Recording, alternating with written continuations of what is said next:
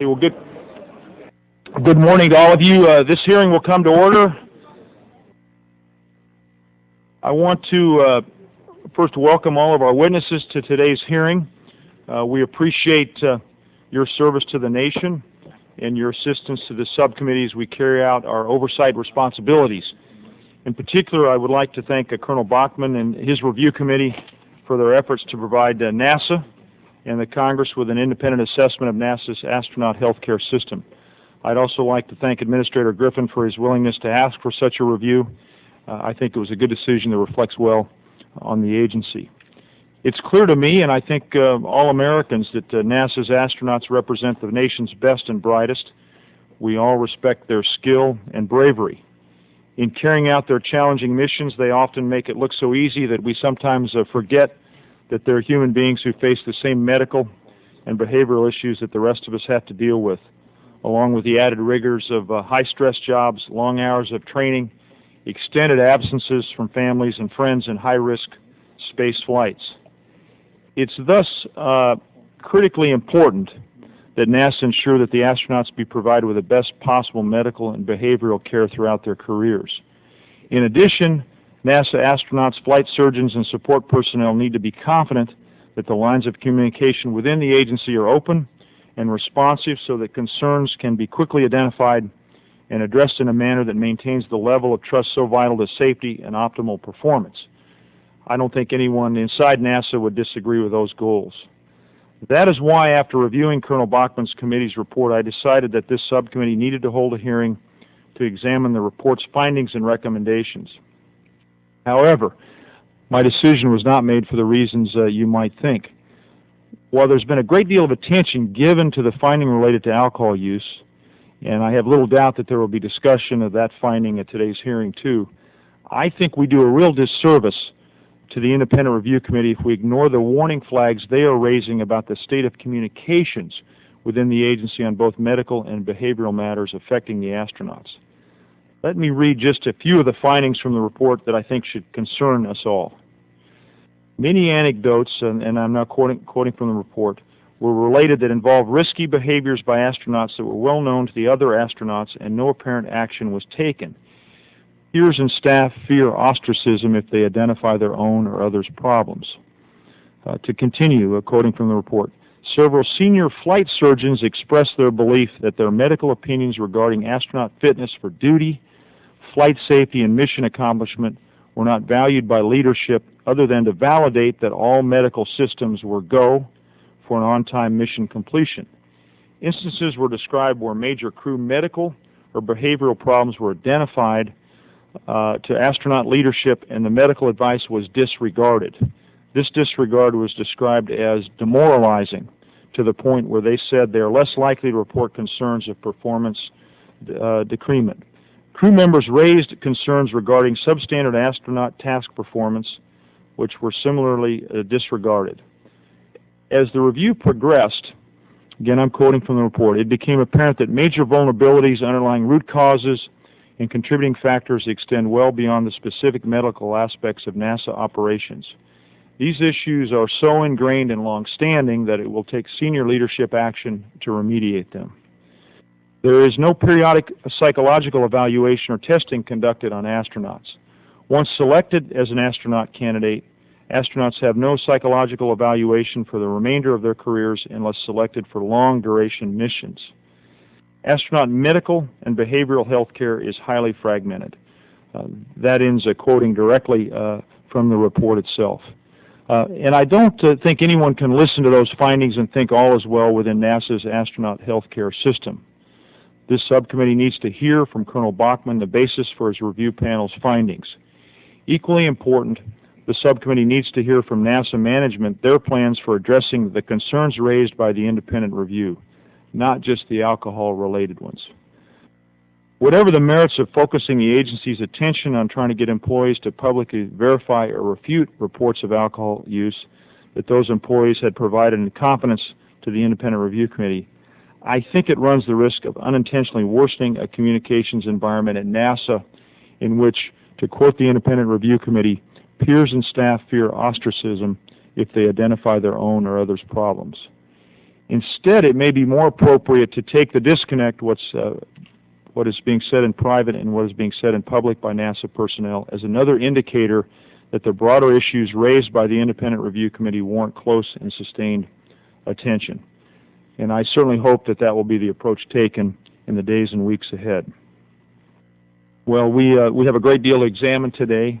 I again want to welcome our witnesses, and I look forward to your testimony.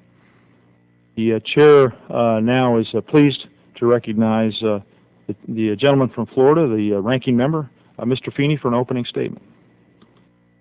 Well, thank you, Mr. Chairman, and thank you for having this important hearing. I want to tell you that it's important enough that the ranking member of the full committee, the esteemed Mr. Hall, is here. I offered to defer to let him give the first opening speech, but he thought our weakest link ought to go first. So, but we take the challenges that NASA has in the behavioral and the physical and the psychological well-being is very, very important. And this is an opportunity both for oversight committees of Congress and NASA and other outside experts to find ways to dramatically improve as we go forward the well-being of astronauts in a wide variety of areas. After the Lisa Nowak incident earlier this year, NASA Administrator Mike Griffin, to his credit, convened the NASA Astronaut Healthcare System Review Committee. I want to thank this distinguished panel of aerospace medical experts for their service. I also want to commend Administrator Griffin for inviting independent review of the healthcare system. We can put the report's sensationalistic element aside for a moment. The committee provided several thoughtful recommendations to heighten the importance of human factors to improve the monitoring of each astronaut's physical and mental well-being. After the shuttle is retired, NASA's Constellation program will return Americans to the moon for extended stays.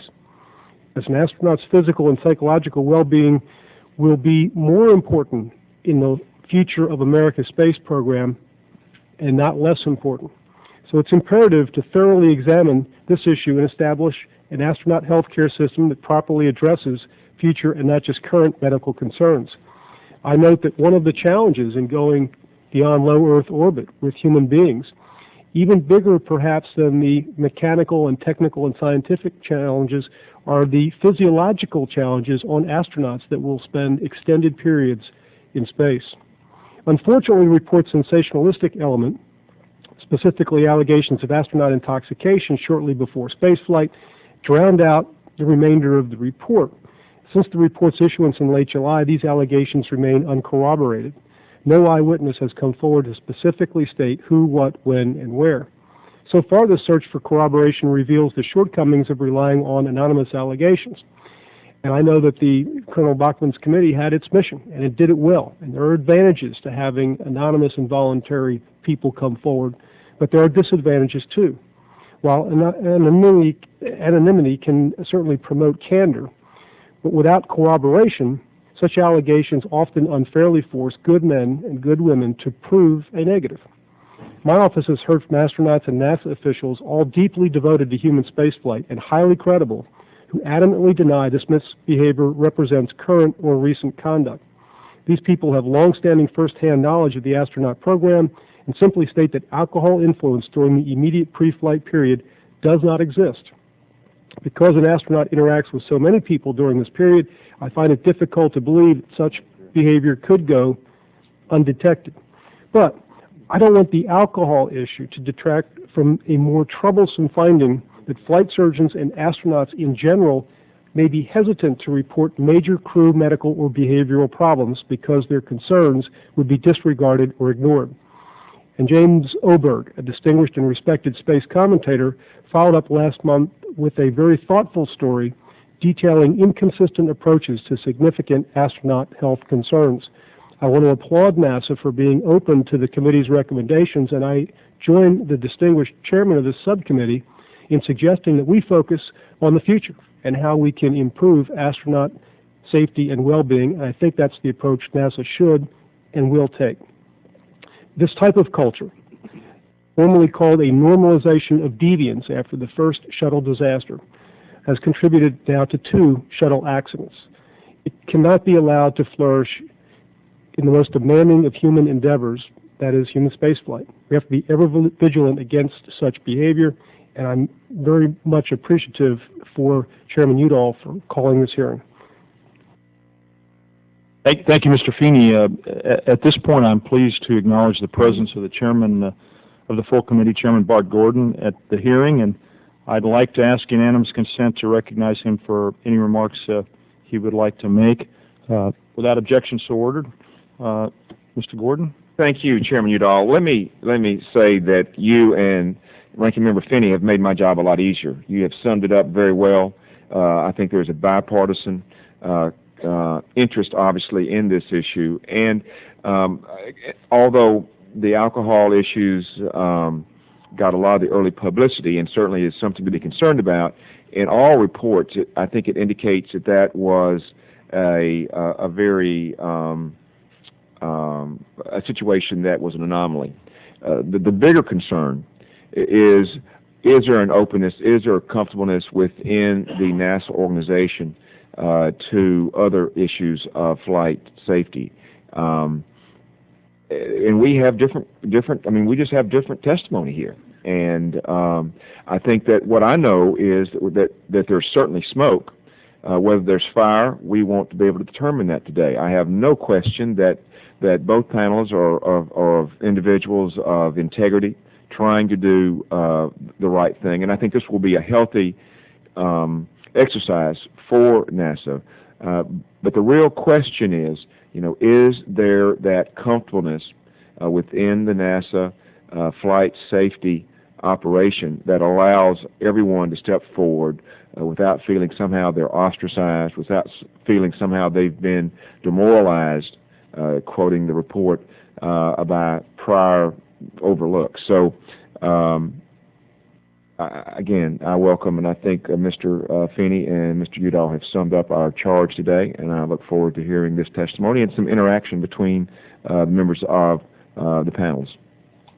Thank you, Chairman Gordon.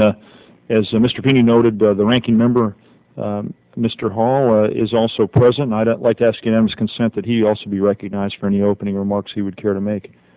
Without objection, so ordered. Mr. Chairman, thank you, and I thank you for doing what you're doing. I realize that you had to do it, and Bart Gordon is a fine chairman and a great native Tennessean, and I admire him very much, enjoy working with him.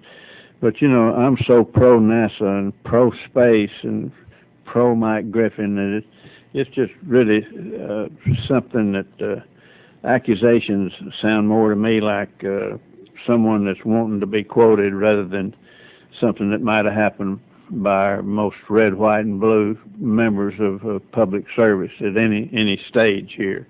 Our very finest educated men and women that put their life in the hands of those of us who light the stick of dynamite that sends them off, just above and beyond public servants. And I hate to even see a hearing on something like this, but I understand the chairman that it's something when you have these allegations, you have to hear it, and it's best to clear the air, and I hope we can do that here. And I do want to thank you, Mr. Chairman, and I thank the panelists for being here today to speak on this health reports. What I'd like to look at it as is, most of you know I've been a long-time supporter of astronaut safety, and indeed it's been my primary goal in relation to the U.S. space program. And I've argued for years that we need to do everything we can to ensure that the men and women who are launched into outer space are prepared and equipped with everything they need to do the job and return to Earth safely. I believe this is also the goal of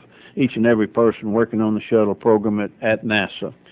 In the wake of the Columbia disaster, Congress held a series of investigations aimed at addressing the problems that led to the accident. And these investigations culminated with the CAIB report that outlined suggestions for NASA. So I know that Administrator Griffin and his team have taken these suggestions seriously and have implemented a series of changes at NASA to address the concerns. I don't look forward to the hearing, but I do look forward to staying here and listening to the testimony, particularly from the administrator, on the progress of these changes and what NASA can do to continue to improve as we move forward. And as my good friend Representative Feeney points out, we need to continue to be vigilant, and as this chairman is going to do, I know him from knowing him and his family before him, that they'll address problems and they meet problems head on at NASA and everywhere else, so that there's a culture of safety that prevails. I look forward to the hearing, and I yield back my time, and I thank the chair. I thank the ranking member for his always insightful remarks, and look forward to his participation further in the hearing. If there are other members who wish to submit additional opening statements, your statements will be added to the record without objection, so ordered. At this time, I'd like to turn to the panel and recognize our first panel of witnesses. I'd like to introduce everybody in the panel, and then we'll come back and start with Colonel Bachmann. And I did want to initially introduce Colonel Richard E. Bachmann, who's appearing before the subcommittee today in his capacity as the chair of the NASA Astronaut Healthcare System Review Committee. To Colonel Bachmann's left is Dr. Richard S. Williams, who's the Chief Health and Medical Officer at NASA. Further to the left on the table is Dr. Ellen Ochoa, who's the Director of Flight Crew Operations at NASA. And our last witness on the first panel we have, Mr. Bryan O'Connor, the Chief of Safety and Mission Assurance at NASA, a very esteemed and highly qualified panel. Welcome to all of you.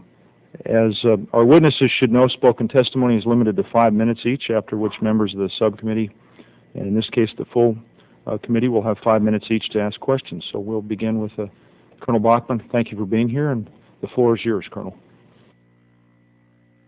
Mr. Chairman and distinguished members of the committee, good morning. It is truly an honor for me to speak to you today about the findings of the NASA Astronaut Healthcare System Review Committee. NASA chartered this committee and selected the members to review the medical and behavioral health care that is provided to astronauts, provide opinions as to what, if any, procedures or testing could be put in place to predict disordered conduct or acts of passion. The entire report, each finding and recommendation, was approved and is supported unanimously by the entire committee. The work of further evaluation and action on the information contained within the report falls to NASA. The committee reviewed documents and conducted interviews of medical, behavioral health, astronauts, and family members. Because we were focused on systems issues rather than the behavior of specific individuals, we encouraged NASA personnel to speak freely and assured them that the report would not include any personally identifiable information. As the review progressed, it became apparent that major vulnerabilities, underlying root causes, and contributing factors extend well beyond the specific medical aspects of NASA operations. The report's most important issues and risks can be summarized in the following 3 areas. First, NASA personnel feel strongly that human factors concerns are disregarded to the point where they are reluctant to identify such concerns in the future. Second, that supervisors, peers, and other NASA personnel must be empowered and expected to enforce standards of conduct. And third, that medical and behavioral health services should be integrated and focused on astronaut performance enhancement. The perceived disregard of human factors concerns has the greatest safety implications and demands immediate attention. Unfortunately, a disproportionate amount of attention has been focused on astronaut alcohol use.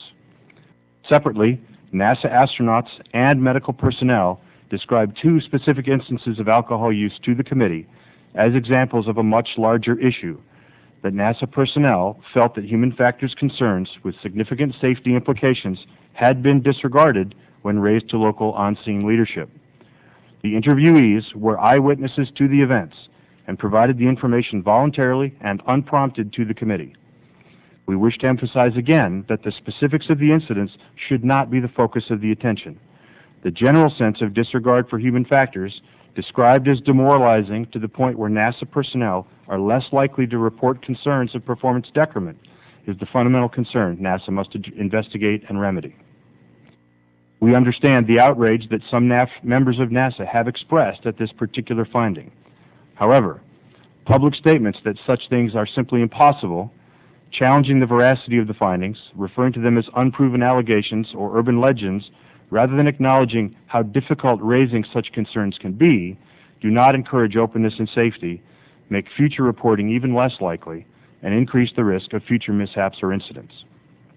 The recently released NASA Space Flight Safety Review did not prove that the evidence described to us did not happen, only that NASA personnel who shared their concerns with the committee during the interviews did not bring these same concerns forward during the safety review. We believe this may represent continued fear and barriers to communication and may be a cause for greater, not less, concern. The committee identified a number of structural and cultural issues that currently exist in NASA that make it even more difficult to predict an episode of disordered conduct and made recommendations to ameliorate them. These recommendations include instituting a formal written code of conduct, creating enduring supervisory mentoring relationships with effective feedback and evaluation, and empowering supervisors, peers, and support staff to bring forward concerns. Solutions will require a systems-based approach. NASA has acknowledged the intent to act upon most, if not all, of these recommendations. Each finding and recommendation should be explicitly addressed and tracked to resolution with both internal and external oversight. We believe the first and most important step that needs to be taken by NASA is to conduct a thorough, appropriately constructed, anonymous survey of the relevant populations covered by this report. This survey must be carefully worded in order to obtain valid, actionable information.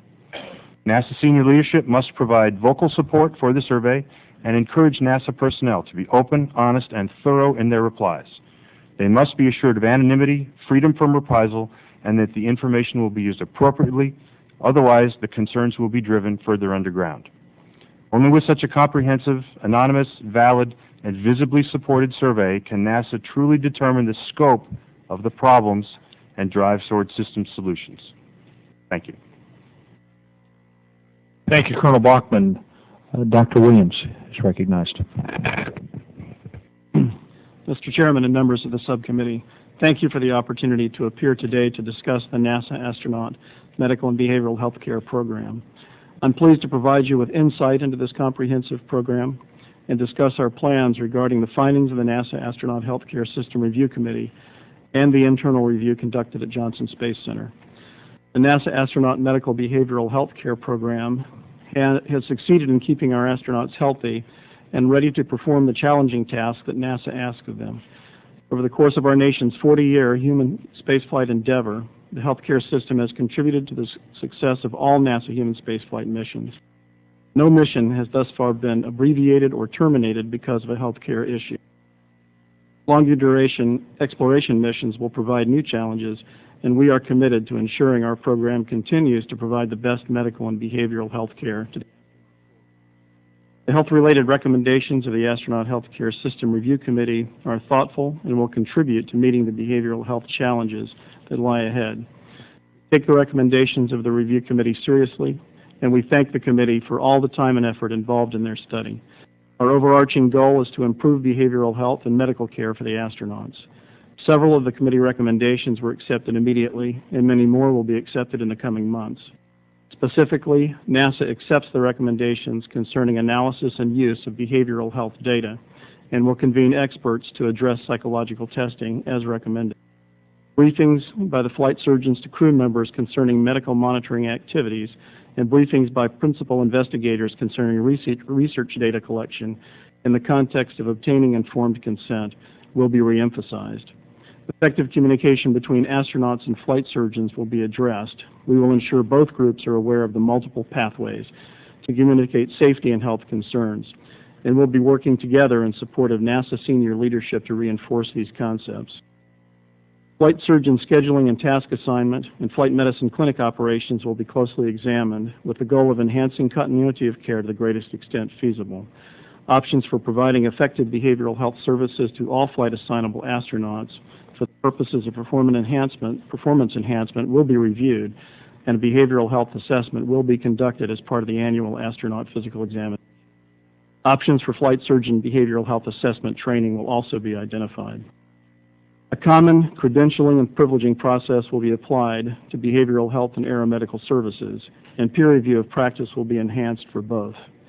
NASA's electronic medical records system will be re-examined to provide maximum privacy consistent with safe medical practice, and compliance with all applicable statutes and regulation governing privacy of medical information will be assured. Process linkages between the behavioral health records system and the electronic medical record will be reviewed and established, and all appropriately credentialed and privileged practitioners will be granted records access as appropriate. NASA will examine options for assuring quality of care delivered by community consultants and practitioners. Written operational instructions and procedures for the Behavioral Health Clinic will be examined and enhanced as appropriate. The Aerospace Medicine Board charter will be reviewed and updated to reflect appropriate membership, authority, and accountability. Regular meetings will be scheduled between behavioral health staff and flight surgeons to enhance clinical communication. Our initial responses to the committee's recommendation were reviewed and endorsed by the NASA Medical Policy Board on August 21st, 2007. The Medical Policy Board, consisting of medical experts, both external and internal to NASA, is available to me for consultation on all NASA medical policy matters. The Medical Policy Board will provide ongoing implementation oversight, and I will provide progress reports to the NASA. Commitment to flight safety remains the foundation of our effort, and we look forward to system improvements that will be realized as a result of this report. I look forward to answering any questions you may have this morning. Thank you, Dr. Williams. Dr. Ochoa, the floor is yours for 5 minutes. Thank you. Good morning, Mr. Chairman and members of the subcommittee. Thank you for the opportunity to appear before you today. I have the privilege of managing the organization that includes the Astronaut Office and the Aircraft Operations Division at NASA Johnson Space Center. Prior to becoming Director of Flight Crew Operations a year ago and Deputy Director 4 years before that, I was a member of the Astronaut Office for 12 years and was fortunate enough to fly on 4 space shuttle missions. In my experience, astronauts prepare thoroughly and uncompromisingly for their missions. One of my crewmates compared it to preparing for the Olympics. Every act, every day is designed to make sure that you are at your peak, both mentally and physically, when you launch into space.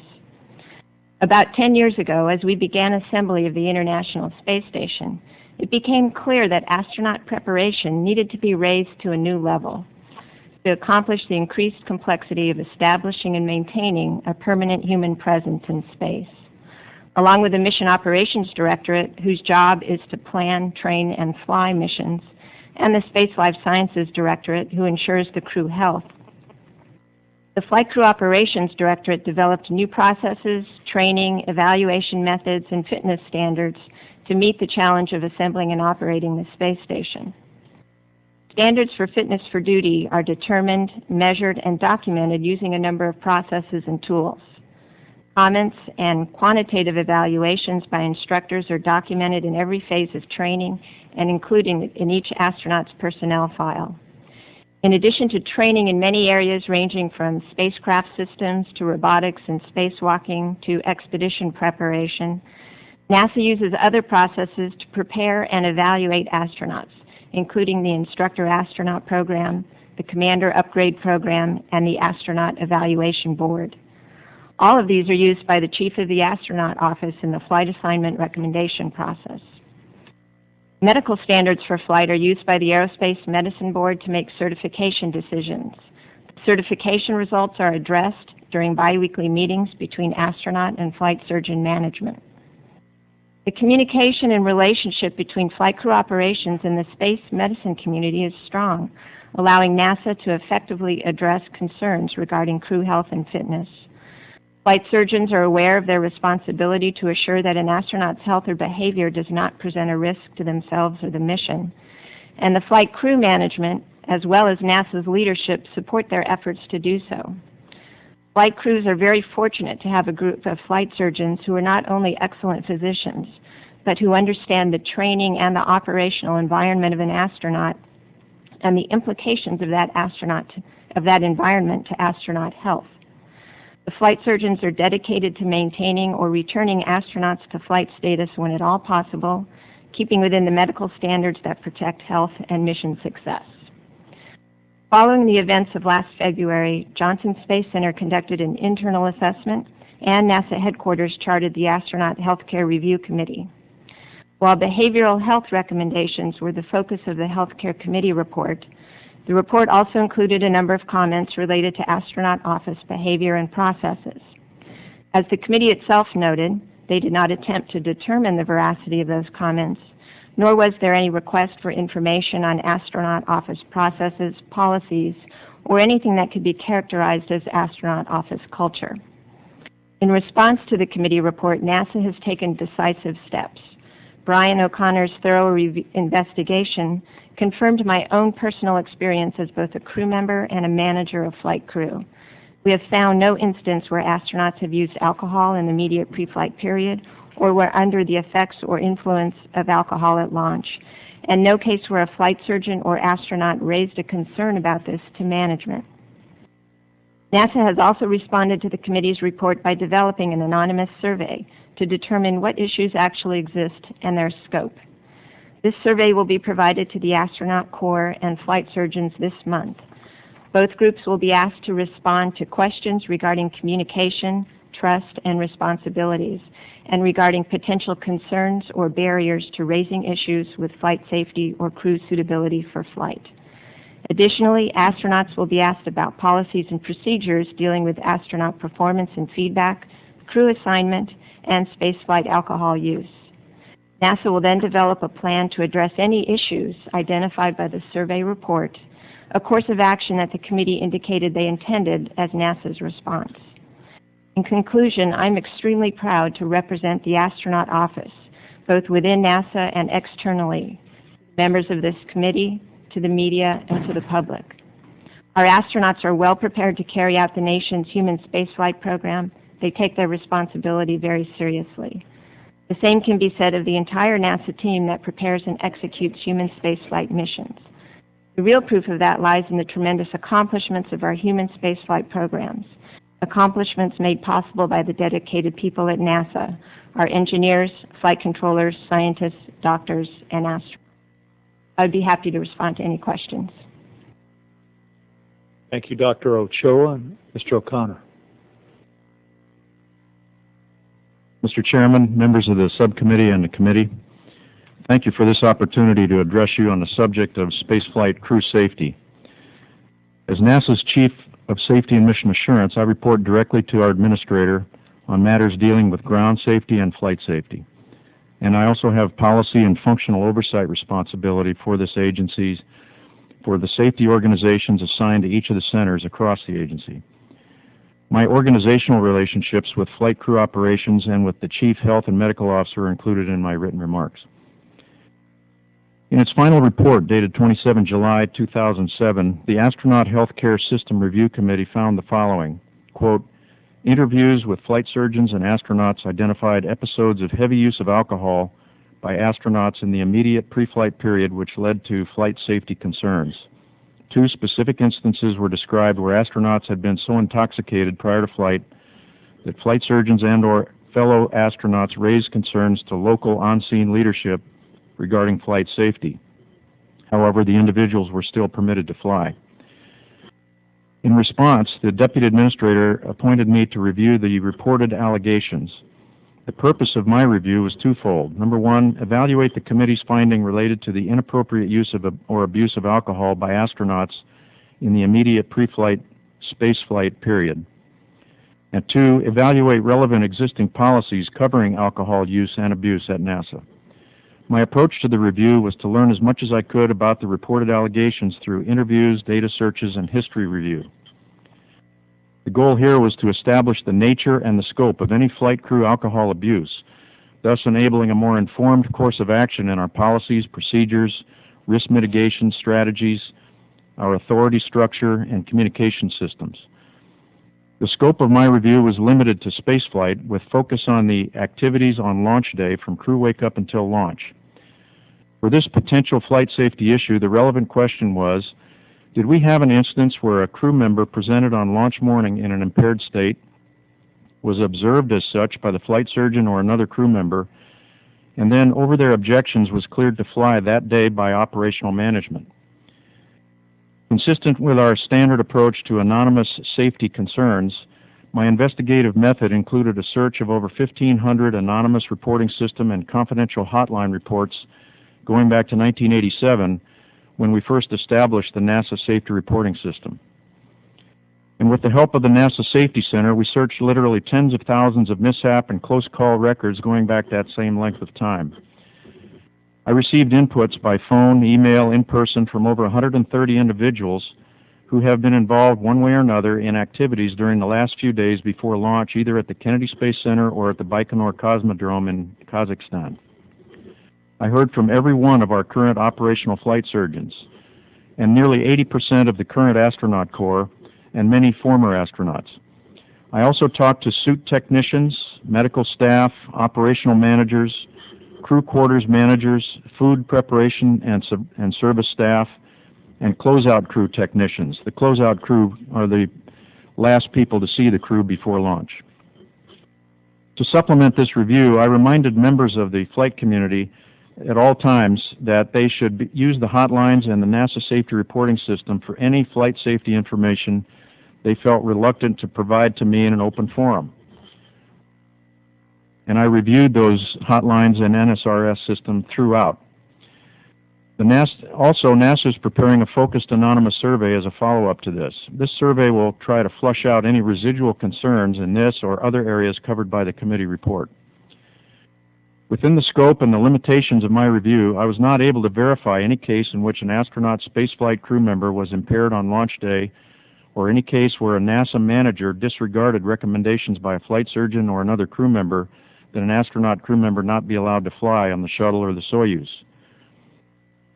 Should such a situation present itself in the future, I'm confident from my review that there are reasonable safeguards in place, including such things as the flight surgeon check that morning, the presence of flight crew managers, TV cameras, suit technicians, and other technical and administrative staff and supervisors that would keep us from ever allowing an impaired crew member from boarding a spacecraft. As for the chance that we will disregard a flight surgeon or a crew member's safety concerns, I found that although there may be occasional disagreements among operations and medical team members, all parties understood their roles and authorities and the multiple safety reporting and appeal paths we have put in place, some as late as the last 2 years. My report makes one recommendation to improve flight surgeon oversight during launch day activities and several recommendations concerning relevant agency policies that should be improved for scope and clarity.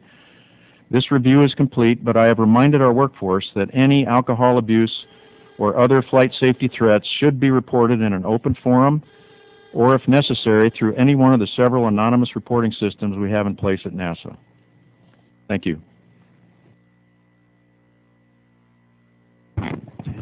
Thank you, Mr. Connor. Thank you to the panel. I should give everybody an update. We have a looming set of votes, but we're going to start now with the first round of questions, and we'll play it by ear because we do really want to hear from everybody on the panel, give everybody on the dais a chance to ask their questions. At this point, the chair recognizes himself for 5 minutes. Colonel Bachmann, I'd like to focus on your testimony, and I speak for myself, although I think I might speak for other members of the subcommittee when I say it's hard for us to hear your testimony followed by that of the NASA witnesses and not be somewhat troubled. On the one hand, your committee found that, quoting you, several senior flight surgeons expressed their belief that their medical opinions regarding astronaut fitness for duty, flight safety, and mission accomplishments were not valued by leadership other than to validate that all medical systems were go for an on-time mission completion. And to continue, instances were described where major crew medical or behavioral problems were identified to astronaut leadership and the medical advice was disregarded. And finally, your testimony and your committee relayed the following. Crew members raised concerns regarding substandard astronaut task performance, which were similarly disregarded. I then contrast that with Mr. O'Connor's Space Flight Safety Review Report, in which he includes an email letter from all of the JSC mission operations flight surgeons, in which they state, in the course of astronaut mission operations and training, our safety and medical concerns have not been ignored by NASA Medical Operations, the Astronaut Office, Mission Operations Directorate, the Aircraft Operations Directorate, and ISS and Shuttle Program Management.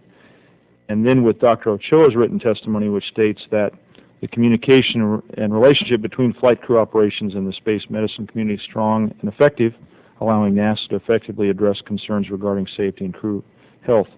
To pick up on what Chairman Gordon said in his remarks, it almost seems as though we're hearing about two completely different organizations. Why did your committee paint such a different picture than the one that NASA personnel are describing to the subcommittee?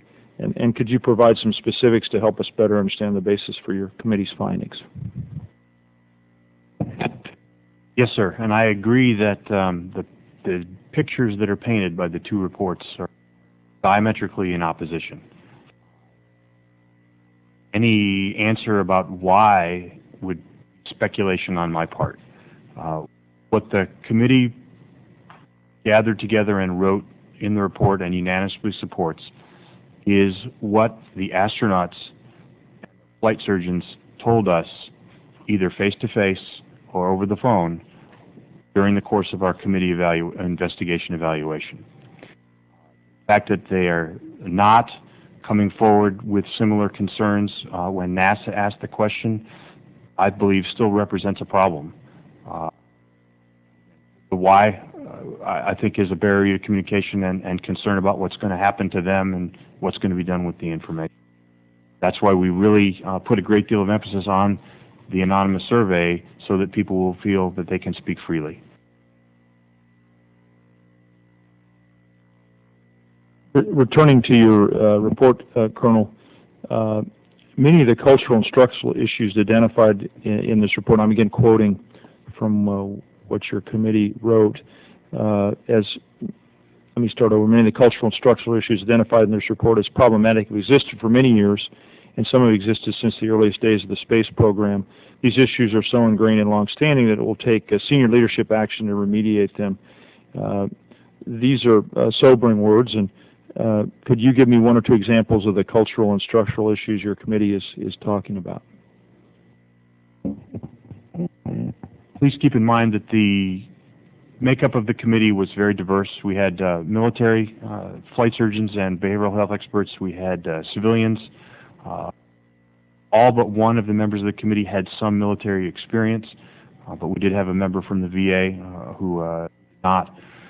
We are familiar with the military environment, behavior of highly skilled, highly professional, highly selected groups of people that still have human issues. They still fall victim to all the same kinds of issues that we do. There are doctors and military pilots and airline pilots who have trouble with drinking alcohol when they shouldn't. We have behavior problems that come as a surprise to coworkers. And I think NASA is no different in that regard. And not to speak poorly of the astronaut corps, we think very highly of the astronauts, but we still remember that they are humans and fall victim to the same kinds of things we do. The issues of the kinds of behaviors that are described should not come as a surprise to anybody who deals with people. The concern for us was that they seem to come as a surprise because astronauts are so very good. It's still unreasonable to think that they won't have individuals that have problems with alcohol, that they won't have individuals have problems with marital relationships, with money, and they need to set up a system where they can identify folks that are straying from the path sooner and do something about it before it becomes a major issue. Thank you, Colonel Bachmann. I want to recognize the ranking member, Mr. Feeney, and I'm hopeful we might also be able to recognize the chairman of the full committee, Mr. Gordon. Before we have to go to the floor to vote, we'll recess the committee temporarily. Mr. Feeney. Well, thank you. And I guess I'm hesitant to ask what may be the silliest question of 2007. But Mr. O'Connor, just why would it be a great risk if an astronaut or astronauts had too much to drink before flight? I've been in the simulator. I know that the medical risks of, for example, vomiting into your mask are important, but if the launch is successful, the truth of the matter is that it's all technical and computer driven. It's actually the emergency landing that is a concern. And other than it being poor practice, are there other concerns with, because the Soviets do have this tradition where shortly before takeoff they have a toast, and you outline that it's basically just touching to the lips, but in any event, it may be a silly question, but what other threats other than vomiting or the inability for somebody to safely land if there's an emergency landing would there be if astronauts were drinking immediately prior to flight? Well, sir, let's say we had a crew of 7 members getting ready to fly the shuttle, and one of those members really didn't have much to do for the first 3 days of the mission. And then on day 4, they start working on some experiment. Even that crew member needs to be ready for an egress on the launch pad. Every single one of those crew members has to be able to convince their commander when they get on board that they would be able to, in emergency, get out without assistance in case of an emergency on the launch pad, no matter what. And that really is the first challenge, I believe, even before they light off the vehicle and launch, is to have a crew that's fit and they have their minds in order, and they are not going to need to be pulled out of the cockpit by somebody else, putting the crew at risk. Not to mention that if one of them were caught to be drinking, you'd have to cancel the whole flight potentially if you didn't have anybody ready to step in. Well, that was part of my review, was to look at that launch day. Is it possible that someone could actually wind up in the cockpit impaired? And if so, what sort of factors do we have in place to prevent that from happening? I found it really hard to imagine that you could get there, but let's say it wasn't alcohol. Let's say somebody fell down the stairs on their way to get suited up, or banged their head into something, or had a stroke, and they were perfectly fine the last time the flight surgeon looked at them. We still need to be able to look them in the eye, have the flight surgeon nearby, even to the point where they walk out of the building. And I think that's one of the concerns that we had, was that impairment by any means is something we want to prevent. And we would hold off a launch, just as we did on STS-36 some years ago when the crew had a sick crew member. The flight surgeon went to management, said, we got a sick crew member. Management really didn't want to hear this. They were right in the middle of the launch countdown. And yet they had to agree. Crew member sick, let us know when he's ready to go and we'll launch. So we held off for 2 days.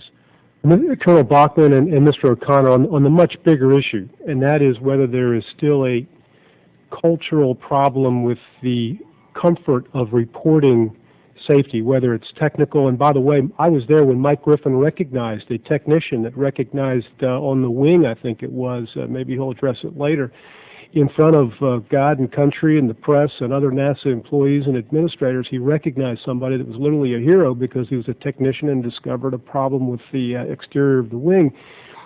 If that cultural change hasn't made its way to the medical area, that seems to be the juxt of what this committee hearing is about. Colonel Bachmann, because of the process that he used, voluntary anonymous witnesses, finds one set of consistent testimony, and he's got a very credible panel. Mr. O'Connor finds a very different set of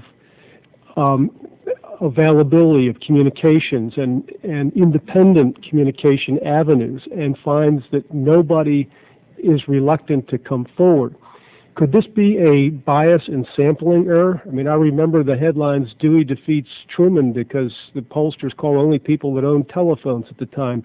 You got 80% to participate, Mr. O'Connor. Could it be that the 20% that didn't were part of Colonel Bachmann's report? Could it be, and he suggested in his testimony, which was not his written testimony, that it may be an indication that there is continued fear on the part of some. So maybe I ought to ask Mr. O'Connor that, because you've read his report. You had 80% compliance. Could we have a bias error here? Could we have people making false accusations to the Bachmann committee? Or could we have people that participated in his committee different than the 80% that participated in yours? And that'd be my last question.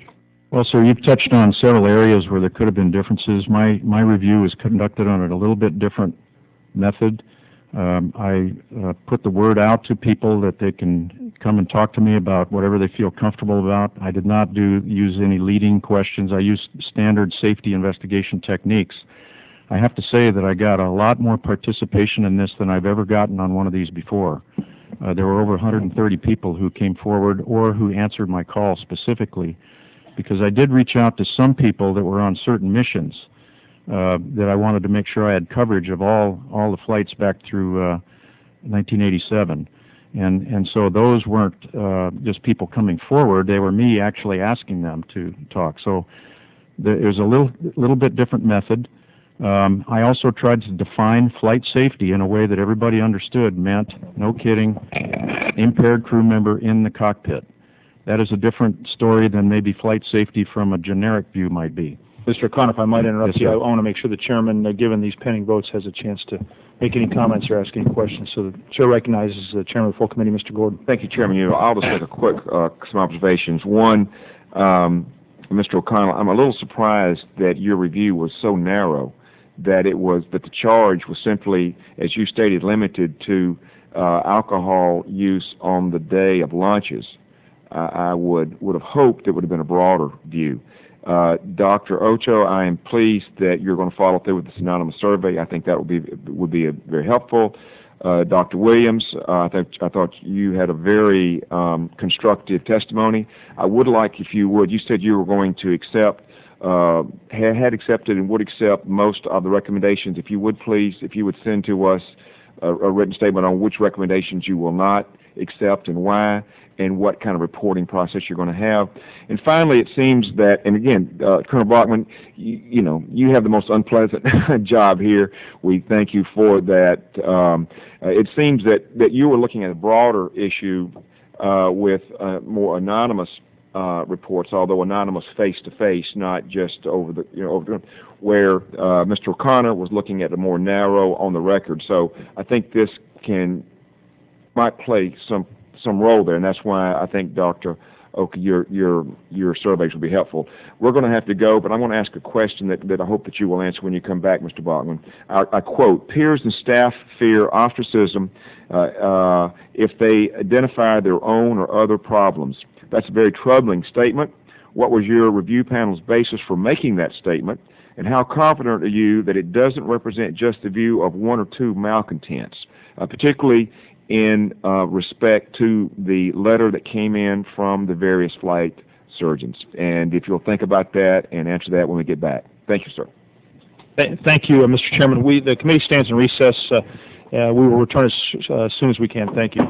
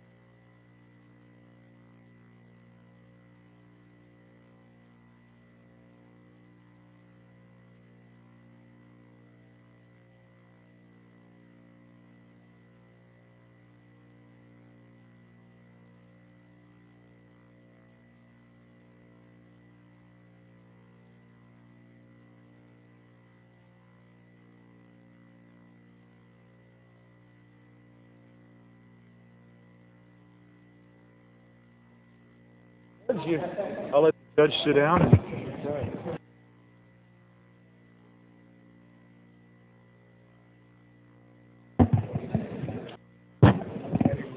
Call the hearing back to order. Thank you all for your patience. We will now return to questions of the first panel, and it's a great privilege to recognize the ranking member, the judge and congressman from the great state of Texas, Mr. Hall. Thank you, Mr. Chairman. Mr. O'Connor, the chairman of the big committee, asked you some questions and inquired about why it was relegated to alcohol. There's a reason for that, is there not? What your scope was? Yes, sir. The scope of my investigation was to look at the specific case that the two instances reported represented, and that was spaceflight safety, Soyuz shuttle, and to try to deal with that and try to understand whether or not we had adequate controls in place. If something like this happened, what was the nature of it, so we could deal with how to remedy it. We did not expand that to look at alcohol use among astronauts in a broader sense. That might take a different kind of a study, a little longer if we were to do something like that. We didn't really need to do that. What we did was we kind of triaged this whole thing. When we first saw the words flight safety, that, of course, raises a flag in my shop. And the very first thing we did was we talked to the crew that was getting ready to launch the shuttle. And we sat down with them and we talked to them about communications, about descent. What happens if the flight surgeon and the managers disagree? Do they know how to use the system properly? And that was the first step. The second step was to do this investigation focused on flight safety for Soyuz and shuttle. The third step then is the follow-up with the anonymous survey that we'll be doing that has a much broader scope. It looks at the whole aspect of communications and relationships among flight crew and flight surgeons in the broader sense. And with not having all the purported facts at your disposal, you were somewhat at a disadvantage, were you not? Well, when I was at a sort of a disadvantage in that there's always a chance that someone may not feel comfortable talking to their safety guy. Well, with no complaints against Colonel Bachmann, you weren't given the benefit of the many interviews that he made on many thrusts of this. Tell us about that, and I'm going to ask Colonel Bachmann to give us that information too. Well, after we got Colonel Bachmann's report, he added some more information after that on two occasions for me. But he was hesitant and really could not give me more than that because of the promises that they had made to their own witnesses.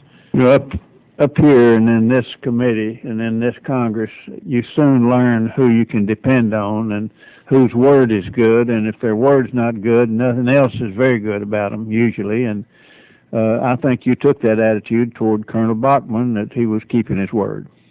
Yes, sir. That's why I didn't challenge it and treated it as I would any other anonymous report we get through our anonymous systems. Colonel Bachmann, you couldn't give him all the facts because you had agreed to those from whom you extracted a lot of those facts that you wouldn't reveal their identity nor their employer. Is that correct? Yes, sir, that's correct. We acknowledge that they're all NASA personnel and astronauts and flight surgeons, but that's really as far as we were willing to go. And you did that only because you didn't believe you could extract some of the answers from them that you extracted had you not agreed to give them the full cover. That's a correct statement, isn't it? Yes, sir, really twofold. We wanted them to speak freely, and we were focused on systems issues rather than any one individual. They spoke freely knowing you weren't going to reveal their names and their employment to be scrutinized further by others who had the duty to scrutinize them further. Isn't that correct? Absolutely. Yes, sir. All right. O'Connor then came down to you, and you have scrutinized and observed many mishaps and many close calls, and have there ever been any that involved alcohol or drug use or abuse by astronauts since you've been doing that? Yes or no? No, sir. And have you, I think you said 680 anonymous safety concerns that were anonymous to Colonel Bachmann, reported to and investigated by the NASA Safety Reporting System since its inception in 1987. None of them involved alcohol or drug use or abuse. Is that a correct statement? That's correct. And of the 863 safety hotline reports recorded since its inception in 1991 to the present, none involved alcohol or drug use or abuse by an astronaut. Correct? That's correct. And although Johnson Space Center doesn't reveal the identities of personnel involved in disciplinary actions, the most recent report to OSHA covered the years 2002 through 2006, includes a total of 7 such actions related to alcohol or drugs at the center. Informal input from flight crew operations was that none of these involved astronauts. That's correct. And for the last of more than 90 individuals who answered your call for information, not one offered any evidence of alcohol use or abuse in the immediate pre-flight time frame. Isn't that correct? Yes, sir, with the one exception that since then there have been 40 more, so I'd raise that number to 130. All right. And I would ask you this. I know in the aftermath of the Challenger and the Columbia accidents, NASA has tried very hard to ensure that there are open, independent communication paths to raise safety concerns. That's something I've been very involved in, and wanting a module that was an escape hatch and insisted on it and had money in the budget for it a couple of 3 times. One time, I think, maybe one of the older astronauts that went up there after he was my age used a little some of that to go up and back, and I didn't like that, but I did like the fact that you were letting older astronauts go now and then. But for those safety concerns, would you please discuss policies and or procedures that are now in place to ensure employees are encouraged to report any safety of flight issues, and would you please discuss how, if at all, you're changing or revising these policies? Yes, sir. As you mentioned, we put the NASA Safety Reporting System into place after the Challenger accident. The purpose of it was to address those occasional cases where an employee does not feel comfortable using normal, open means of communication. Maybe they had a disagreement with their supervisor and didn't feel they could go any higher. We put this system in place as a last resort for safety communications. Since its inception, as you heard, we've had 680 people who have used it for various reasons, including lack of communications or disregard for my concern, the kind of things that we talked about today. Those things have been part of that reporting system over the years. And as my last question, I know my time's up. You, in your duty to report to the NASA administrator, you were, as we would say in Texas and out on the ranch, you were kind of bridle halted in that you didn't have the full facts to report to him because they weren't available to you. Is that correct? That's one way of putting it, yes, sir. I'll yield back my time. Thank you. Gentleman's time is expired, and I will now claim 5 minutes for myself. I want to start with Colonel Bachmann. First of all, I sort of feel a little bit like what Ralph Hall's comments were at the very beginning a while ago. I think I'm in so much awe and hold the astronaut corps in such respect that I wonder why it's unfortunate we had to have this kind of hearing. But I have a great deal of respect, and I know that the astronauts are committed to their families and to NASA and to our country and to our communities, and have a tremendous amount of respect for thing that they do. Colonel Bachmann, I know that there are a lot of astronauts who feel that the reports of alcohol use in your report have tarnished the reputation of the astronaut corps unfairly. As we've heard today, your report included 2 instances of alcohol use that NASA says it was unable to verify. With all the confusion we've had since the report came out, I'd like to sort of ask you to help us clear the air and ask just a few questions on that. Does the inclusion of the alcohol incidents in your report indicate your committee indicate that your committee thought that there was widespread abuse of alcohol in the astronaut corps? Sir, as we said in the report and as we said in the press conference when the report was released, the committee does not have sufficient information to describe the extent of alcohol use, alcohol problems in NASA, in the astronaut corps. What we had were specific instances described to us, and we felt not as an underlying alcohol problem, but as an underlying risk communication human factors problem. And that the astronauts and flight surgeons were so concerned about how this information was handled that they brought those to us as kind of the prime examples, although they had many others. Those were the ones that were concerning most to them. How many people on your committee actually heard reports from individual astronauts regarding alcohol use? The interviews took place over the space of several days. The bulk of them took place with multiple members of the committee in the room. The concerns brought forward by the flight surgeons, as best we can recall, we had at least 3 committee members in the room at the time that that particular story was told to us, the instance was described. How many people are on the committee? There are 8 altogether. 8, and 3 heard the... So I'd say at least 3. Again, people were coming and going, but I know that at least 3, if not more. The astronaut described alcohol incident was described to one member of the committee who brought that information back to the rest of us, and we discussed it. What were you trying to say when you included the 2 incidents that were volunteered to your committee by interviewees? Was there, what did you want to try to accomplish with that? So again, we were highlighting the concerns that the NASA individuals felt, and they used these particular instances and others, but these particular instances were of greatest concern to them, that they used as examples of how significant safety issues did not receive traction when they were sent forward, that their professional opinions about the fitness for duty or the ability of the astronauts to do the task did not receive what they consider to be sufficient attention. Do you think that there's any real evidence to indicate that there's a significant problem with alcohol abuse in the astronaut corps?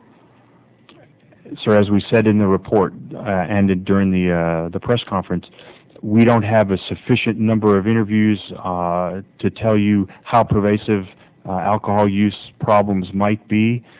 The description that we provided of the rules or lack of rules that governed use of alcohol in the crew quarters or the lack of a 12-hour rule explicitly defined for spaceflight all have been validated by NASA, and in fact, those were some of the first actions they took, was to institute explicit rules on the use of alcohol in those settings. So we believe that makes the rest of the story more credible as well. The rest of the situation that they described has actually been validated by NASA.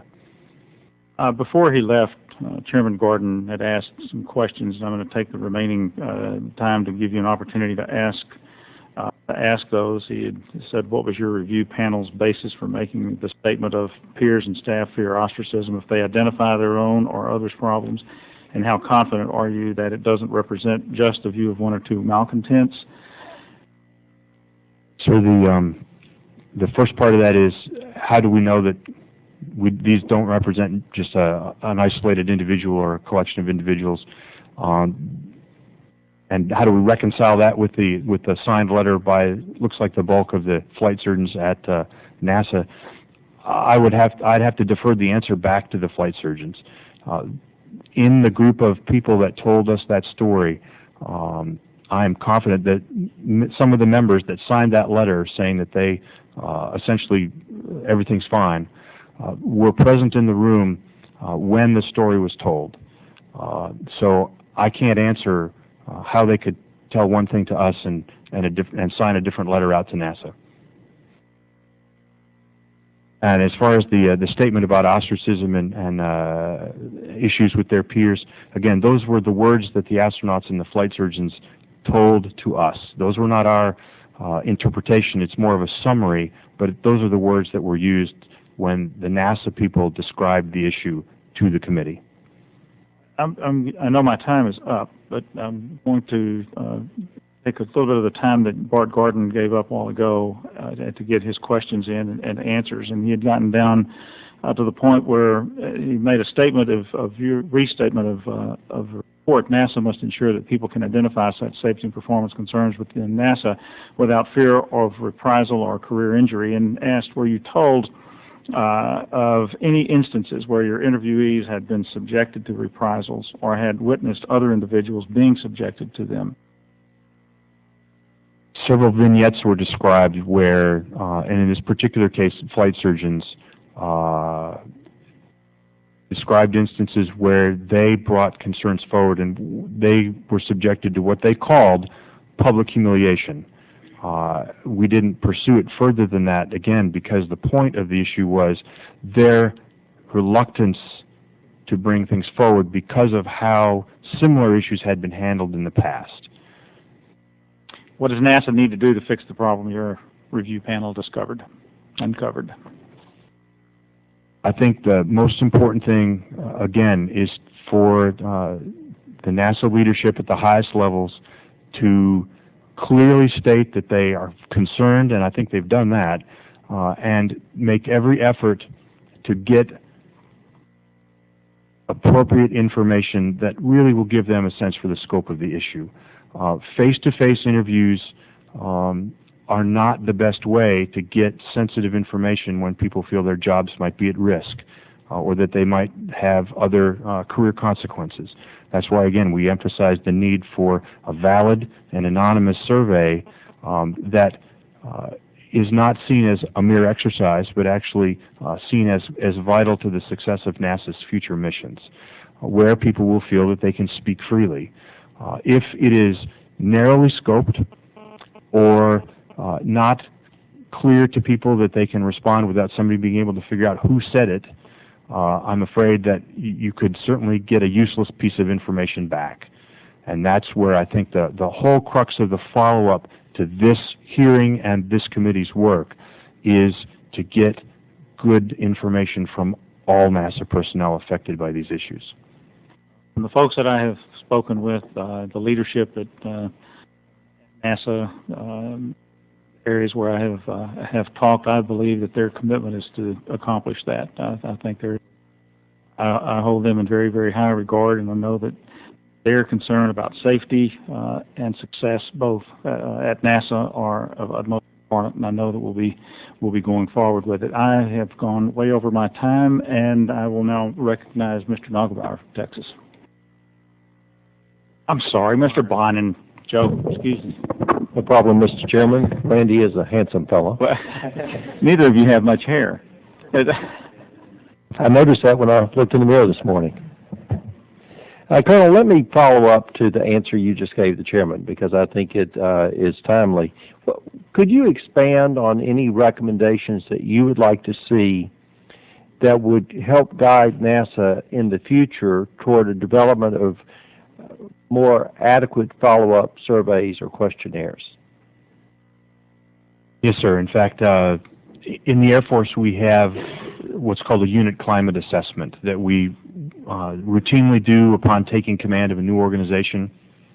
And since I've had the privilege of being a commander for a number of organizations, certainly nothing as large as NASA, but the survey is constructed with questions that you can answer on a 1 to 5 scale about how important or less important or critical or going well. You can give them the scope. You can put a number. And that actually generates some interesting data. But the more interesting data as a commander have been the free text blocks where people can type as much as they see fit to tell you what they're thinking.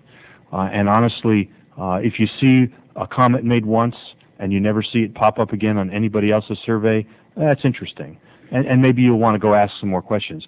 But if you see similar issues come up in different voices all pointing in the same direction. Whether the number scale is consistent with that or not, you know you've got a problem, and you have to go figure out what's going on.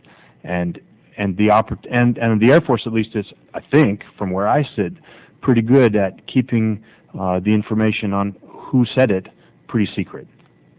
They have rules about demographics. If it asks you if you're a woman and you only have two, it'll hide that information from you, so you can't go figure out who the woman over 40 was in your unit that said that.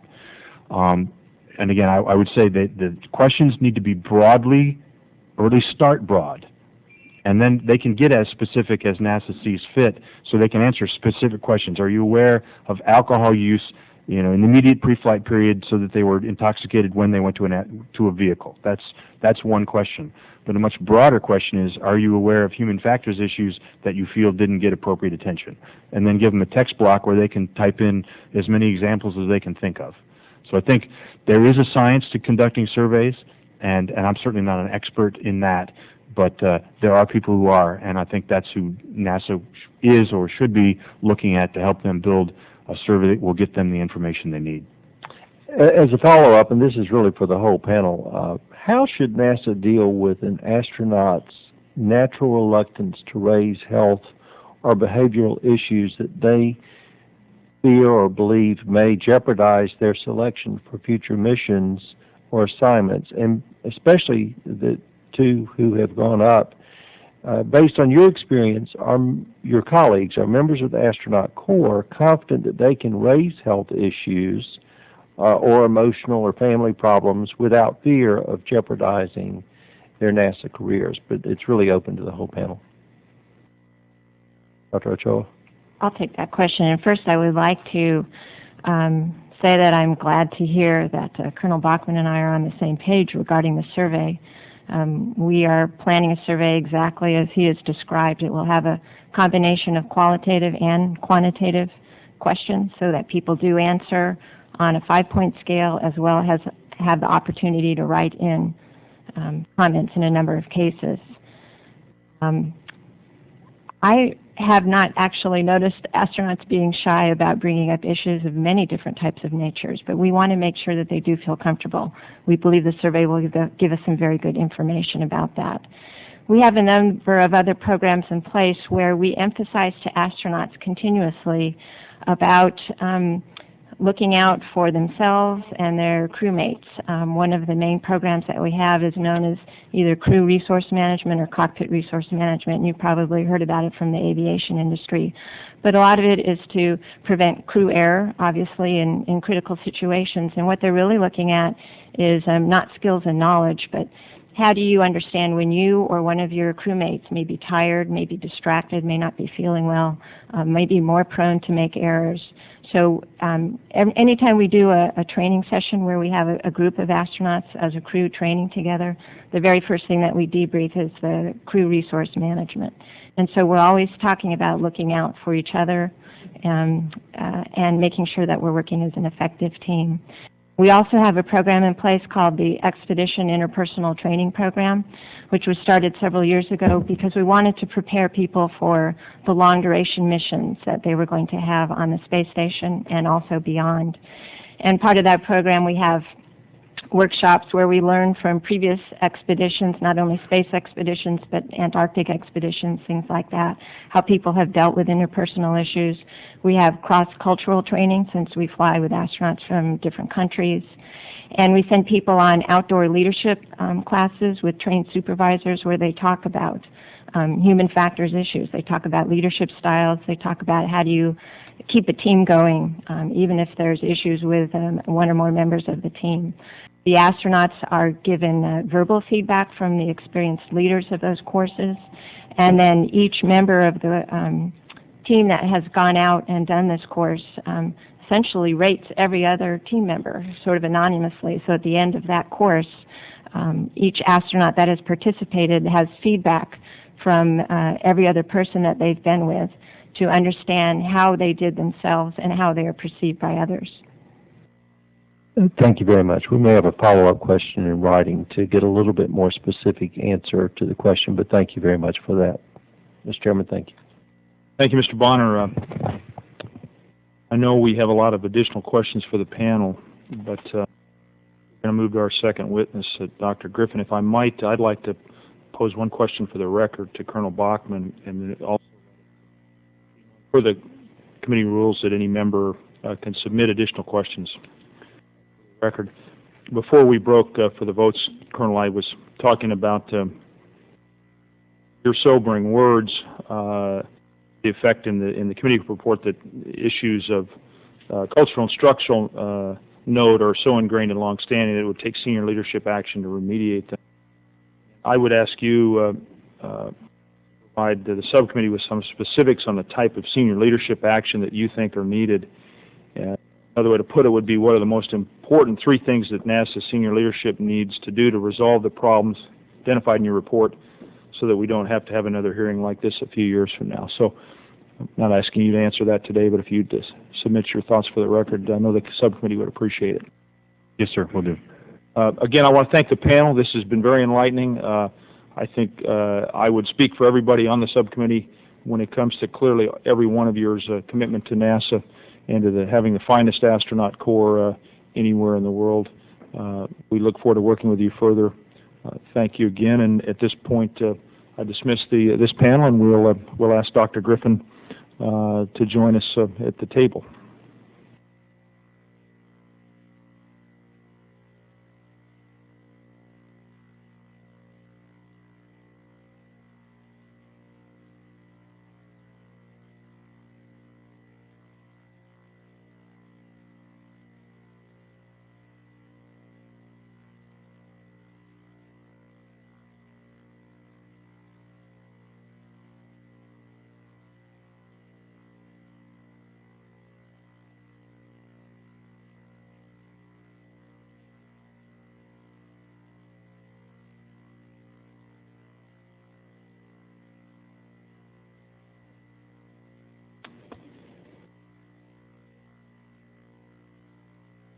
Dr. Griffin, thank you for joining us.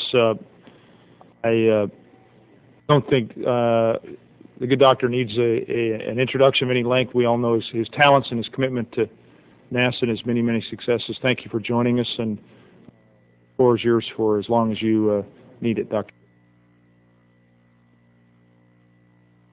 Mr. Chairman, Ranking Member Paul from the full committee, members, thank you very much for Mr. Feeney, members of the committee, thank you for inviting me here today. I do have to admit I wish it were under better circumstances. We all recognize that the behavior that led to the arrest of former astronaut Lisa Nowak, the murder of NASA engineer David Beverly in his office at the Johnson Space Center, and this recent report by a panel of outside experts containing allegations of improper use of alcohol by astronauts has shaken public confidence in NASA. NASA is an institution comprised of our nation's best and brightest, an institution responsible for carrying out one of the noblest missions of our government and our nation. The personal conduct of NASA's workforce, including our astronauts, must be of the highest standards, beyond reproach. And day in and day out, we do indeed demonstrate just such professional excellence and dedication to our mission. But in the face of the allegations and adversity which we've encountered recently, we must ask and answer hard questions, and we've done that. The case of former astronaut Nowak is a matter for the courts to decide and is not an appropriate subject of comment for me here today. But as a direct result of that unfortunate incident, we did last February begin an in-depth review of how we might better provide for the behavioral health of our astronaut corps.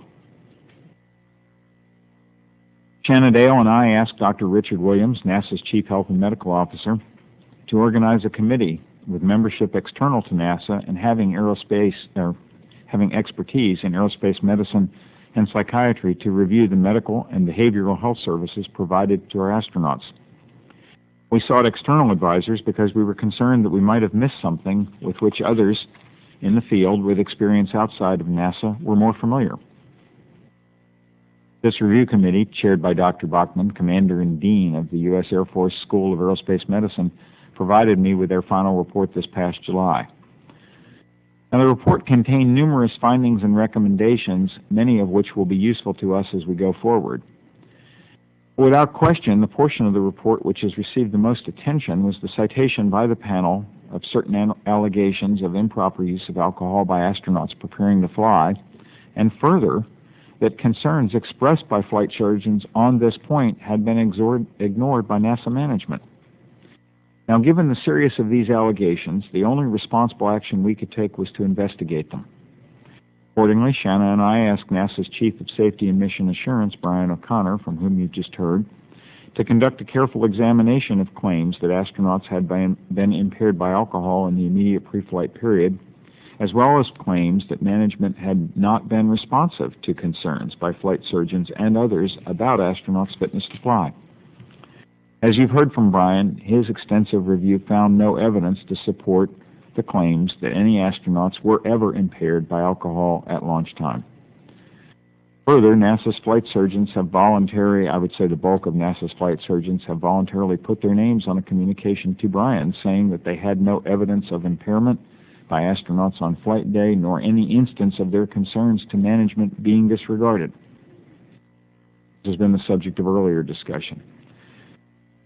We take, and I take, these allegations very seriously, just as we would any issue that could impact the safety of our missions. But at the same time, I've also said that the stories cited in the report seem improbable to those of us familiar with the astronauts' rigorous and very public activities in the hours leading up to a spaceflight. I personally began working with our astronauts more than 25 years ago, and I know many former and current members of the Corps as valued colleagues and personal friends. The cited allegation of alcohol impairment prior to flight is simply not in accord with the behavior that I've personally seen from our flight crews. Now, this allegation aside, the committee put substantial time, thought, and effort into their report. They really did. And we're grateful for their service in helping us to make NASA a better agency, and we're taking action to address the other concerns and recommendations from their report, which we believe will improve our astronaut health care procedures. I've enumerated the actions we are taking in response to this report in my written testimony to this committee. One of those is that NASA's Astronaut Office is developing a formal code of conduct that will outline the professional standards expected of members of the Astronaut Corps. Now, Chairman Udall and other members of this subcommittee, you will recall that many concerns about NASA's culture were expressed in the aftermath of both Space Shuttle Challenger and Columbia accidents. And there were indeed unfortunate similarities in how those accidents occurred. A common theme was the reluctance of senior managers to listen to and evaluate carefully concerns expressed by subordinates. Nothing is more important to me than this matter. I have established as a non-negotiable criterion for management at NASA, starting with those who report directly to me, that we must not fail to listen respectfully to our people. We must not fail to investigate and adjudicate the concerns which they express. We must not fail to act if necessary. In today's NASA, with the approach we have taken to implementing the recommendation of the Columbia Accident Investigation Board to provide independent technical authority at NASA, every employee has at least 2 independent pathways which they may use to bring forth concerns to upper management. I've made the point on numerous occasions that there will be no retribution for employees at any level who bring forward a concern, that there will be praise, and that there will be respectful treatment of the concern, and it will be adjudicated. I believe that this is a matter of trust and that this trust has been kept. Now, I must point out that respectful treatment of an opinion does not necessarily imply a decision in one's favor. Any argument or dispute which reaches NASA managers has at least 2 people, and almost always more, who disagree, and it is not possible to decide in favor of all parties. But it is possible to provide all parties with a careful and respectful hearing, and that is what I seek for our agency. Again, this is a matter of trust, and that is the culture change which I believe was needed and is occurring at NASA. Now, one cannot prove a negative. I cannot prove that no one at NASA is afraid to speak up. But I hope that that's not the case, and I will use this forum to ask once again, anyone who is watching this testimony, if you have a concern, please come forward directly to me if necessary, and if necessary, I will protect your identity. But I must have facts, if they are out there, in order to make decisions. Mr. Chairman, in this and many other ways, we hope to restore any loss of public confidence in NASA that may have resulted from these unfortunate incidents. Thank you. Thank you, Dr. Griffin, Administrator Griffin. I know the subcommittee would now like to turn to some questions, and then the chair recognizes himself for 5 minutes. You talked about the recommendations in the report and your intention to implement them. Do you have a timeline off which you're operating when it comes to the implementation? Well, I don't know by what date Dr. Williams plans to bring recommendations or an assessment back to Shanna and I. He probably does. My own view is that this is both important and urgent, but is more important to get right than to get done quickly. It is important that we treat this advice as respectfully as we treat all advice from our advisory panels, whether permanent standing, such as the NASA Advisory Council or the Aerospace Safety Advisory Panel, or ad hoc, as was this panel. It is important that we treat their advice respectfully and that we evaluate it carefully, while nonetheless recognizing that at the end of the day, you and other oversight committees and committee chairmen hold NASA responsible for our actions. So we will evaluate the recommendations carefully. We are already of a mind, as I've said several times, to accept most of them. We will report to you any disagreement between the recommendations we choose to accept and those that we possibly think are not a good idea, and we'll discuss. We will report back to you on the implementation, how the implementation is going. And we will do it as quickly as we can do it, and yet do it well. Thank you for that straightforward answer, Dr. Griffin. I'd like to turn to the external committee's recommendation, in particular about carrying out a thorough anonymous survey that's carefully worded to obtain a valid, actionable information. And Dr. Griffin, from the testimony of Dr. Ochoa and others, it sounds as if NASA is prepared to conduct such a survey. I cannot wait to do that. And it's not clear to me, however, that NASA has a lot of experience in crafting that kind of a carefully worded, thorough survey that Colonel Bachmann recommended. Could I ask you if NASA is planning to have this proposed survey reviewed by any external organization that has expertise in this area? And if that isn't your current plan, would you be willing to do so in the interest of ensuring that NASA gets the best survey possible? I believe that Ellen expressed her agreement with Colonel Bachmann on all the points regarding the survey, and yeah, of course, we will craft what we think is the right survey, and we will have it reviewed by external experts in this matter to make sure that it is a well-done survey. In the course of pursuing my studies for an MBA, I had one course in market analysis, and I feel that if that course served no other purpose, it served to sensitize me to the way in which results purportedly obtained from a survey can depend on how the survey is worded and what the sampling environment is and who the target sample audience is.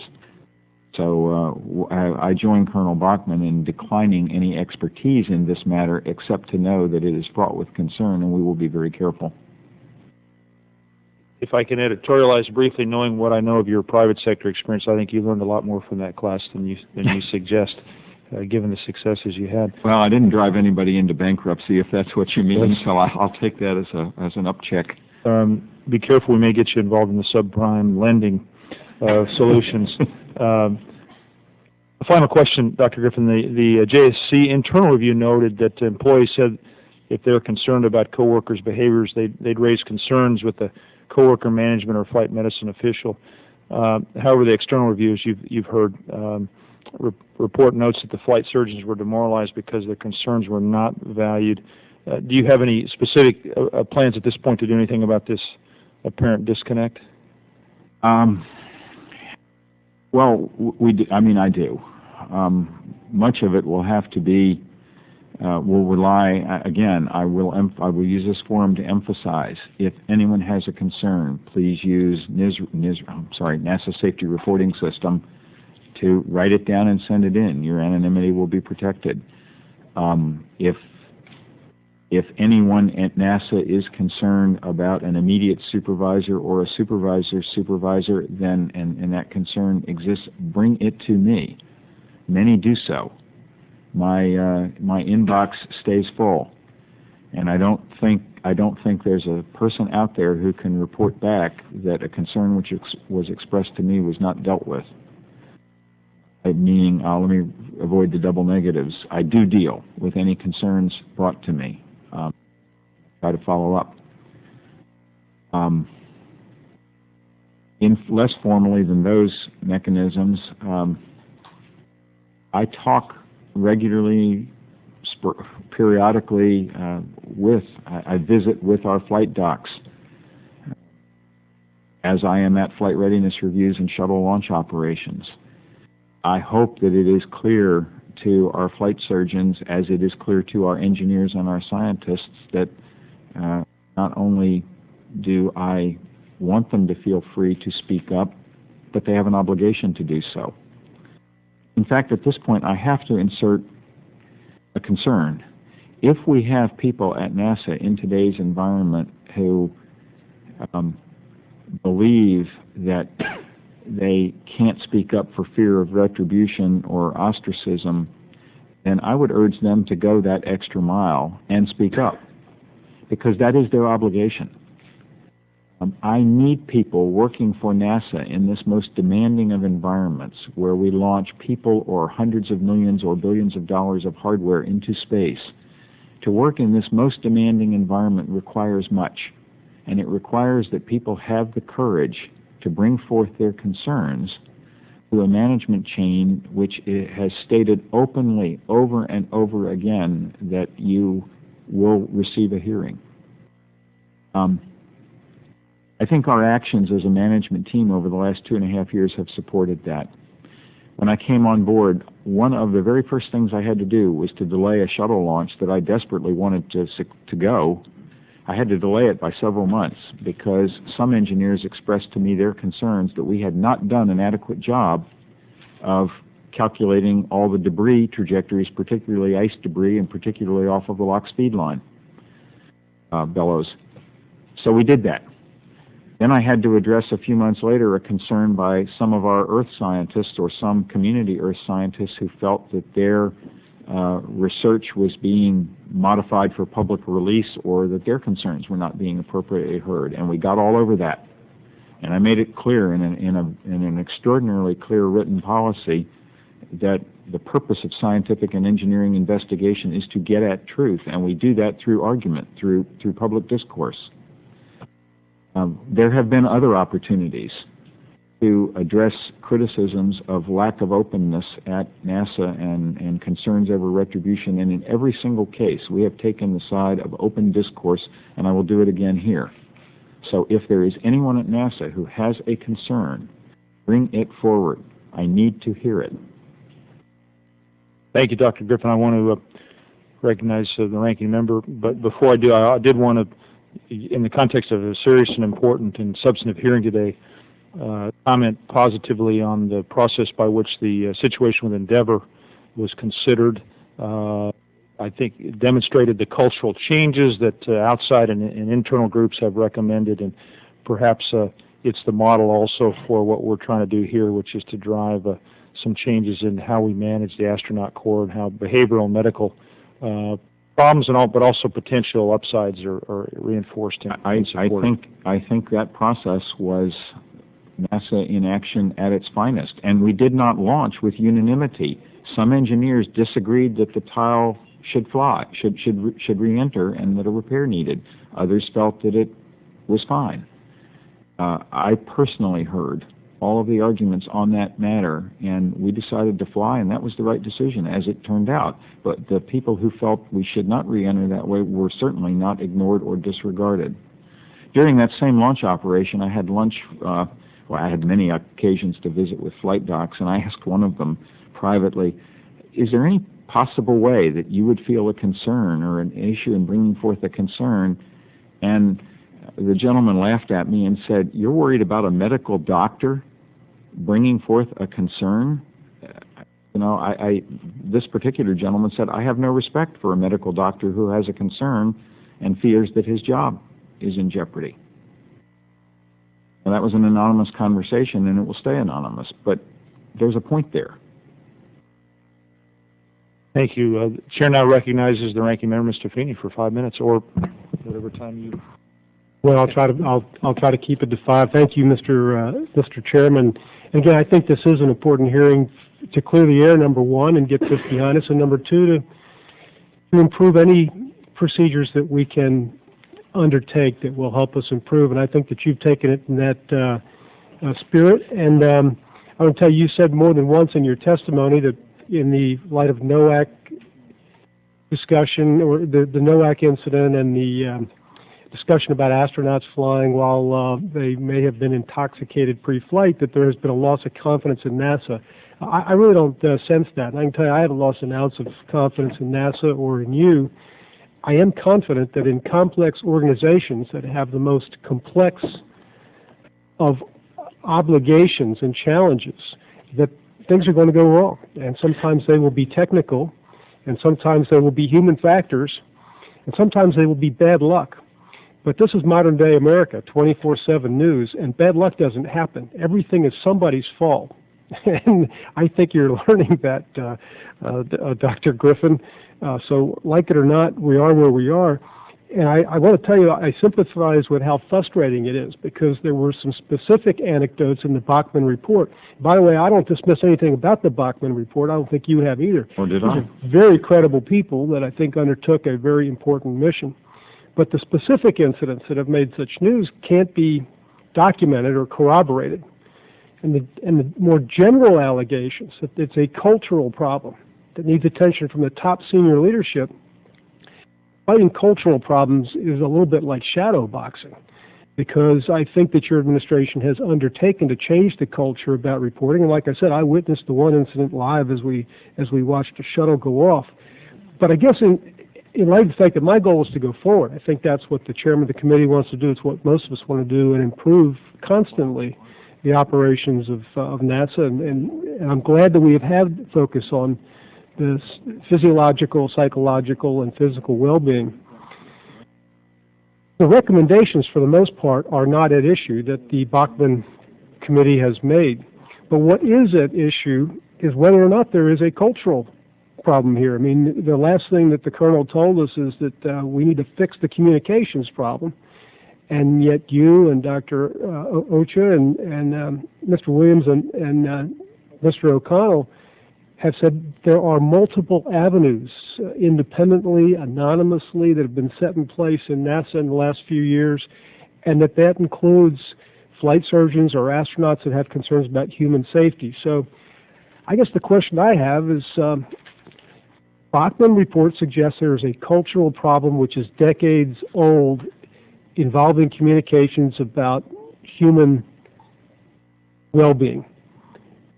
I'm hearing from the NASA team unanimously that you do not believe that to be the case, even though you have adopted the recommendations, or most of them, about how to fix that communications problem. Can you address that? Because why are we fixing something that's not broken, I guess, would be a simple way to ask that question. And as the administrator, actually, that is the most important question for me. I think I have made it clear, and if anyone doubts my word, then I guess they do, but there's nothing more important to me in an agency like NASA than having an open, free, non-political discourse on difficult topics. Because what we do is not easy. We have to work very, very hard to get it right, and we don't always do that. But when we get it right, when we decide what we think the right course of action is, we should pursue that no matter what. And then we only arrive at that through extensive and open discourse by all parties, and I believe in that. Now, if we have had in the past cultural problems and we are trying to fix those, I can't guarantee that they are completely fixed. I can only, again, entreat people to trust this management team. I believe it when Colonel Bachmann says that the fact that people are willing to speak anonymously and not willing to speak face-to-face on the record is itself a problem. Yes, it is. At the same time, I have no mechanism to deal with the fact of somebody saying, I have a concern, but I am afraid if I speak my concern that I will be ostracized, so I will keep it to myself. I mean, you can see the logical conundrum there. So all we can do is, again, create a record, create a long-standing record of responding fairly, respectfully, positively to any concern brought to us, and hope that that record of behavior will bring forth the further behavior of the type that we seek. That is what I am desperately trying to do. Thank you. I'll yield back, Mr. Chairman. Well, just you know, just briefly. It's very hard sitting here to tell. Either the Bachmann report was correct, that multiple witnesses consistently said there's a communications intimidation factor, or what the NASA team, including you and the folks that testified before you, have said that you've done everything reasonably possible to fix it and you're encouraging people. The recommendations that the committee made, whether the communications system now works as well as it can or not, will they do any harm if you adopt there? Is it going to add new bureaucracy, costs, or do you think those recommendations will enhance human safety regardless of whether there is a communications problem? Well, our medical policy board just looked at those issues and expressed an early view that our response to those recommendations, being generally accepting of them, was a good thing. And I support that view. I certainly don't think that they will do any harm. Yes, if we add additional process and procedure, there's an opportunity cost of that. That means that some other activity of lesser importance will not get done. We will try to be judicious about that, and we will try not to impose a bureaucracy in our healthcare system. But because communication is the sine qua non of all organizational management, we must invest in improving communication if, in fact, there are issues. I don't believe we have the issues that have been raised, and I've said that. But I'm prepared to have my belief overturned by facts. I absolutely am. I can assert to you, beyond question, that my face-to-face communications, my telephone communications, and my email communications are filled up with people who do not find me too intimidating to talk to. But of course, I can't identify those out there who find me too intimidating to talk to and thus are reluctant to express their opinion. So we will continue to work on encouraging open communication. I believe in I love this agency. I love this enterprise.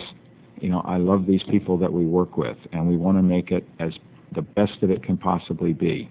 I've never worked with finer people, and we have engaged in the process of launching folks into space or the folks who go into space. I've never worked with finer people. They're not perfect, and oh, by the way, I'm not perfect either, and trying as hard as we can to get this right. It's most difficult. Is most difficult in the softer areas. If you want to ask me about the thermal margin on a tile, I can deal with that, probably until you fall asleep. If you want to ask me how do we know we have the best possible communication processes, I don't know. It's very hard, but we're trying. Well, a great philosopher, Woody Allen, once said that 90% of life is just showing up. And what you're telling people, if they've got problems with NASA issues, technical or human factors, they got to show up. Please show up. The decisions are made by the people who show up. I'll yield back, Mr. Chairman. Mr. Hall is recognized. Chairman, thank you. I'm a little disappointed in your testimony because you've always indicated to me that you were perfect. Don't tell my wife. All right. Seriously, you know, you have to use the information you have, and you're not going to discard any of it because you need it. You need to know what the facts are, and you'll run down every fact if I know you very well. I guess I can just cut mine short by saying when there's no degree of authenticity and no completely confirmed testimony, coupled with a cry or a whimper of anonymity that they don't want to know who they are, they're afraid they'll lose their job. When you got that type witness, compared with the witness such as yourself and this panel of every one of these people that are testifying, and you could testify under oath because we could require that and you'd be willing to. And the testimony is going to be read by the 435 members of the United States House of Representatives, and 100 are their staffs over there, and by millions of people that listen to you. Call them forth to come forth and give me that information. Not much else you can do, is there? If there is, I really wish someone would suggest it to me because I would try it. But you can sure remember that there's a difference in the authenticity of a guy who says, and I'm going to tell you this, but you can't tell anybody who tell it, and be sure and don't tell them I work for them. And a guy that steps up there and toes the line and tells you what the facts are and leaves you to make that decision. You're not so unfair that you'd fire a guy that gave you news that you didn't like or shoot the messenger, are you? No, I truly, I would like to assert, and it's an assertion, but I believe it can be backed up, that I believe that I am, and that the management team I have hired consists of people who can hear bad news, act on it, and deal with the truth, and not punish the messenger. I believe that's what we have in place at NASA. If someone else believes to the contrary, then again, I would like to hear about that, because I will fix it. You're in the same situation of Mr. O'Connor when he said, I cannot say conclusively that none of the incidents reported to the committee ever happened. However, I was unable to verify that they did. And you have to have verification, don't you? That is correct, sir. And you have a chairman here, Mr. Gordon. You had the chairman of the subcommittee that have expressed their belief in you and belief in the system and belief in the men and women that go at great peril into a fragile mission that's still fragile, I don't care what anybody says, and carry it out for us. Those are the people you want to believe and that you have to take testimony from, that you can rely on. I yield back my time. Thank you, Mr. Hall, and Mr. Griffin, or Dr. Griffin, I thank you and all of the witnesses for your time today. I apologize for the musical chairs. We've had different meetings going on. Let me just quickly conclude. Once again, complimenting you and congratulating you on a successful Endeavor mission. I think it once again proves that when things work out, you're brilliant. Let me just quickly quote some conclusions from the earlier report. Many of the cultural and structural issues identified in this report as pragmatic have existed for many years, and some have existed since the earliest stage of the astronaut program. The current medical and operational leadership at NASA inherited most of the cultural and structural issues identified in this report. These issues are also ingrained and long-standing, and that it will take senior leadership action to remedy them. To some extent, it puts you in the position of having to push the noodle from behind. I know that's difficult. You've said all the right words today, and you meant it, and you're sincere about your openness. You do have to keep in mind, though, a lot of folks don't report directly to you. And so you know all of this. We don't have to go through that. So let me just once again say that I was pleased with Dr. Williams' testimony, and I'm sure he's going to get back to us on those what will be done and what won't be done. That would be very helpful. I guess I will have to say, why did you so narrowly define Mr. O'Connor's mission as to only inquire about alcohol abuse on the day of the mission, rather than what I think are the more, and I think everybody here, debated, the larger issue of an openness and a feeling of comfort with the folks involved being able to come forward? Well, there's a bit of a misperception there. Bryan did, as part of his charter, ask also of each and every flight surgeon, have you felt uncomfortable coming forward? Do you feel comfortable coming forward? So that was part of it. Now, the restriction to dealing with alcohol abuse in the immediate surroundings of a flight,